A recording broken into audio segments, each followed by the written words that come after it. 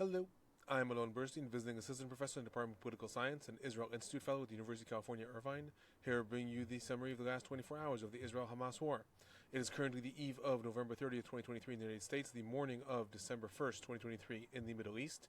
It is currently 7:30 a.m. in the Middle East. The following summary I recorded 2 hours ago. I am now adding this addendum to report that in the last half an hour, the truce has ended. Despite reports that you will see in my summary that the Wall Street Journal was reporting the truce has been extended, half an hour ago rockets were launched from the Gaza Strip. There's been no official extension, and the IDF has since reported that it is re-engaging its offensive in the Gaza Strip. I'm adding this addendum to that. This is very initial reports and unfolding. Otherwise, I now give you the recording that I recorded 2 hours ago, the summary of the last 24 hours. Starting with the truce between two sides of the hostage situation, 8 Israeli hostages were released today from captivity in the Gaza Strip, and 30 Palestinian prisoners were released from Israeli jails. Hamas had made claims throughout the day that it was going to also hand over the bodies of 3 Israelis that either had been killed on October 7th and their bodies kidnapped or had died in captivity. No reports were made about whether this happened or not. Presumably it did not. According to Hamas, the reason that 8 hostages were released rather than 10, according to the deal, is that the 2 hostages that had released yesterday, in addition to the 10 that was supposed to release 2 additional hostages that were Israeli Russian citizens, and Hamas said that it had done that as a gesture to Russia and did not demand anything in return for that. Today they claimed that those 2 women count against the 2 who would have been released today, and thus 8 were released today instead of 10. Israel appeared to de facto accept this, since it released 30 Palestinian prisoners. According to the deal, Israel is going to release 3 Palestinian prisoners in exchange for every Israeli hostage that is released. The fact that it released 30 means that Israel de facto accepted this. Among the Israelis that were released, there were 2 minors, aged 17 and 18, and 6 other women. The fathers and other family members of many of them are left behind in captivity.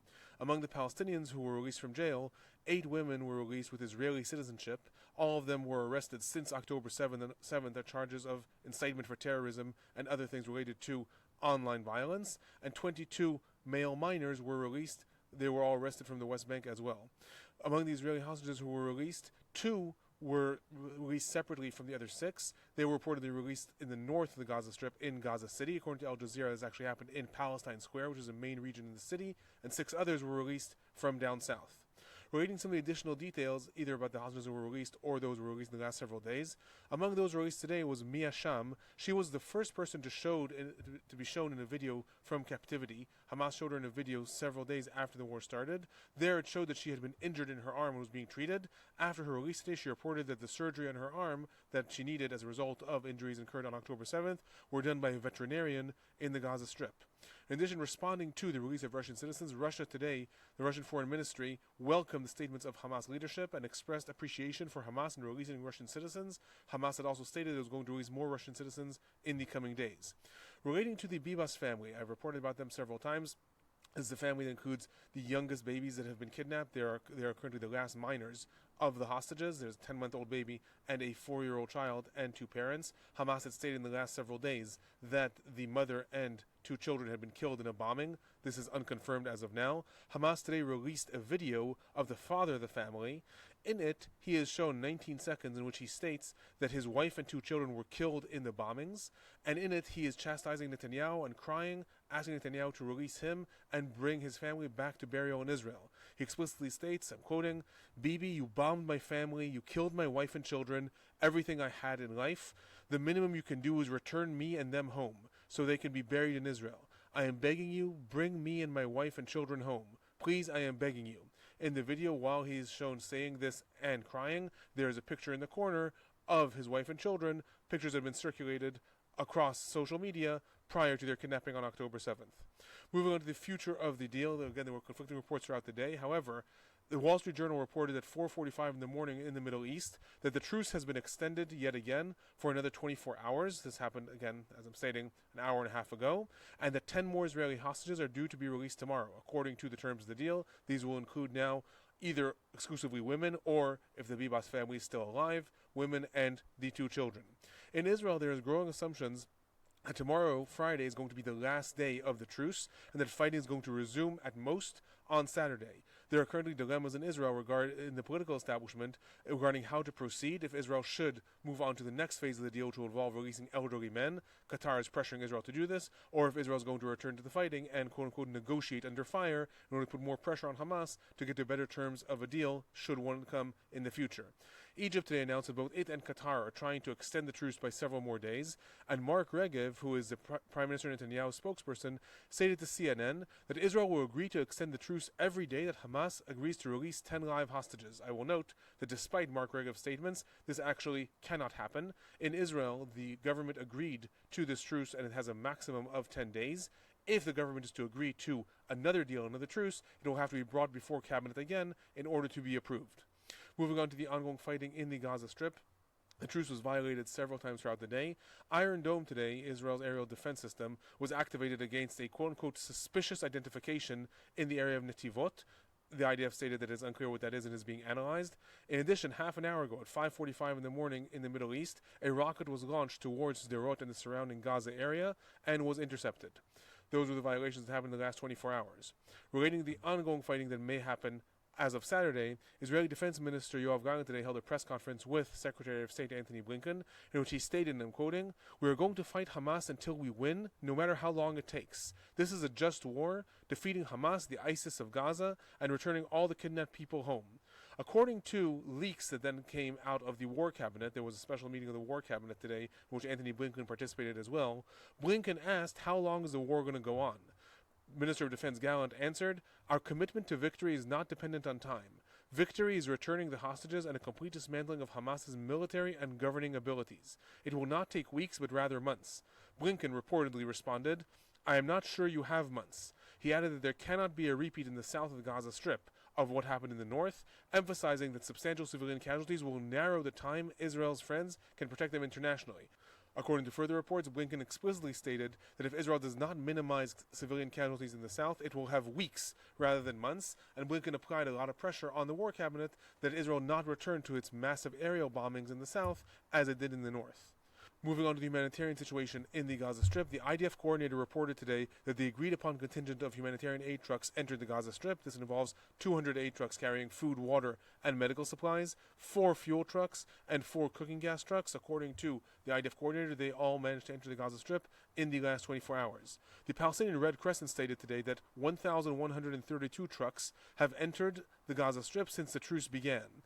In addition to that, the information ministry in the Gaza Strip, that is run by Hamas, stated that the situation requires 1,000 humanitarian aid trucks to enter the Gaza Strip per day, and over 1 million liters of fuel per day in order to activate hospitals, sanitation plants, bakeries, and to evacuate those people that are trapped under the rubble. Right now, all the fuel that is entering the Gaza Strip is channeled directly to UNRWA. UNRWA is operating several different hospitals, including field hospitals, as well as sanitation plants and different humanitarian aid stations. According to the information ministry, if Gaza is actually going to begin to get back on its feet, it requires that amount of aid and trucks. Moving on to the West Bank. After I ended my report last night, stating that there was an attack that just occurred at the entrance to Jerusalem, a shooting attack, Izzadin al-Qassam, which is the military wing of Hamas, claimed responsibility for that attack. They stated, and I quote, "The al-Qassam takes full responsibility for the heroic act and honors its perpetrators, the brothers Murad and Ibrahim Nimer. This is a direct warning against the violations of Ben Gvir and his gang against the prisoners and in the occupation's jails. Jihad until victory or a martyr's death." So what they are referring to is Israel's National Security Minister, Itamar Ben-Gvir, has been trying to worsen the condition of Palestinian prisoners in Israeli jails. That is what they are referring to. In the attack in Jerusalem, 3 people were killed and 10 were injured by the attackers. A 4th Israeli was killed by soldiers on the ground who had mistaken him for one of the attackers, and he was shot dead as well. One of those killed by the attackers was also a 24-year-old pregnant woman. The attackers were brothers from the Tzur Bahir area in East Jerusalem.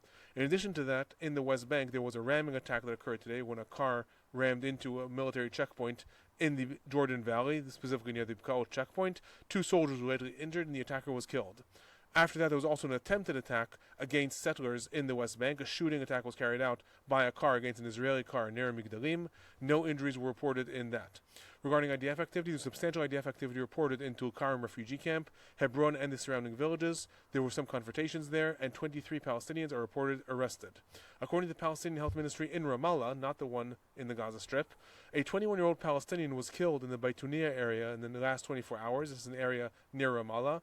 Then this was surrounding the release of Palestinian prisoners. According to reports, IDF moved into villages surrounding the Ofer prison. Ofer prison is one of the prisons where Palestinian prisoners are held, and they are being released from there. So the IDF moved into villages surrounding the area, presumably in order to stop any celebrations or parades or things like that during the release, and confrontations erupted. According to the ministry, this 21-year-old Palestinian was killed, and more broadly, since October 7th, 247 Palestinians have been killed in the West Bank.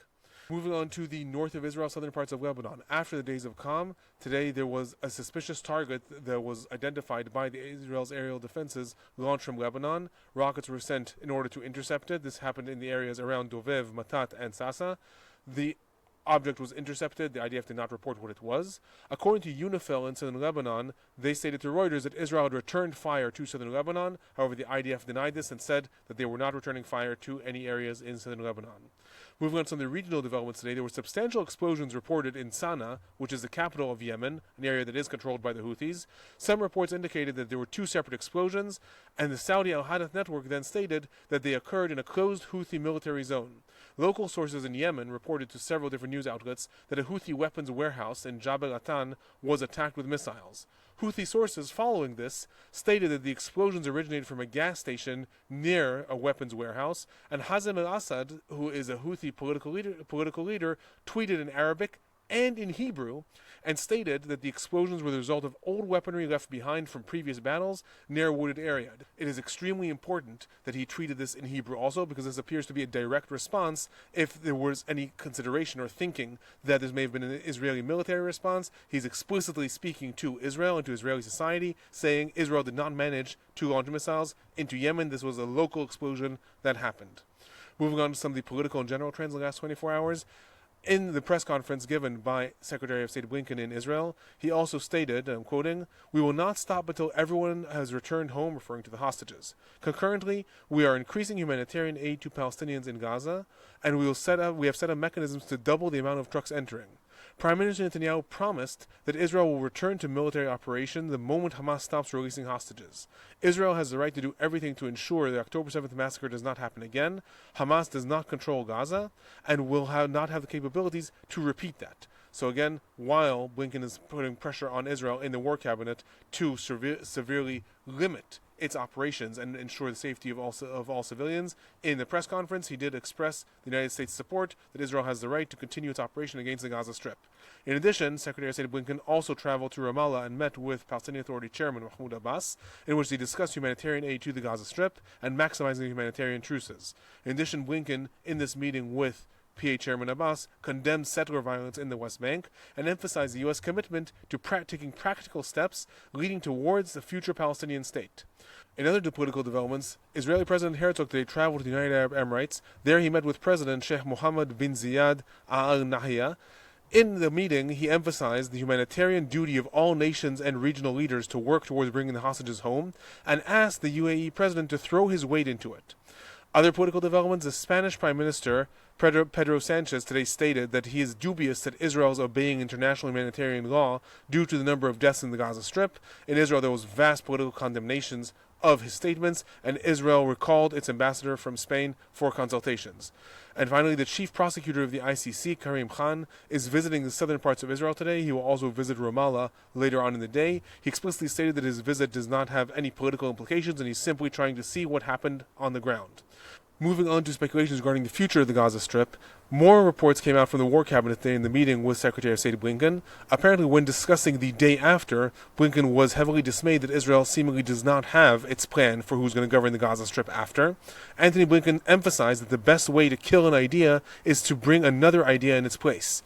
Prime Minister Netanyahu, in response, emphasized that the Palestinian Authority of today that supports terrorism, educates for terrorism, and funds terrorism cannot govern the Gaza Strip. In addition to that, there was an interesting report in the Wall Street Journal, and that was echoed elsewhere, stating that Israel and the United States are trying to discuss implementing the quote-unquote 1982 Beirut model. And i.e. expelling thousands of Hamas operatives who are not part of the leadership to a third country, possibly Turkey, Qatar, other countries that were mentioned are Iran, Russia, and Lebanon. What this is referring to is in Beirut 1982, after a war between Israel and the Palestinian Liberation Organization, Israel allowed 11,000 PLO activists, including the leader Arafat, to leave Lebanon safely and evacuate to Tunisia. According to the reports, the current negotiations between Israel and the United States, if this were to be implemented, only refers to Hamas operatives, not to the leadership, not to Yahya Sinwar or Mohammed Def. However, the report also states that it is highly unlikely that this will be implemented. I will also add that the situations are very different. The leaders of Hamas are not the leaders of the PLO, and it is very unlikely that they could be convinced to allow all their fighters to leave the Gaza Strip while somehow giving up their own lives. The Wall Street Journal also reported that the IDF is planning its own day-after plan, and according to this report, the IDF is considering establishing an authority for rebuilding Gaza, and that the hope of the IDF is that it will be backed by Saudi Arabia and the United Arab Emirates. However, the report also indicated that some of the hurdles along the way is that neither Saudi Arabia nor the United Arab Emirates have agreed to this, and that the United States is emphasizing that the Palestinian Authority needs to be the one that is in charge of rebuilding the Gaza Strip and not outsourcing it to other countries. That is my report for the last 24 hours. I'll be back tomorrow.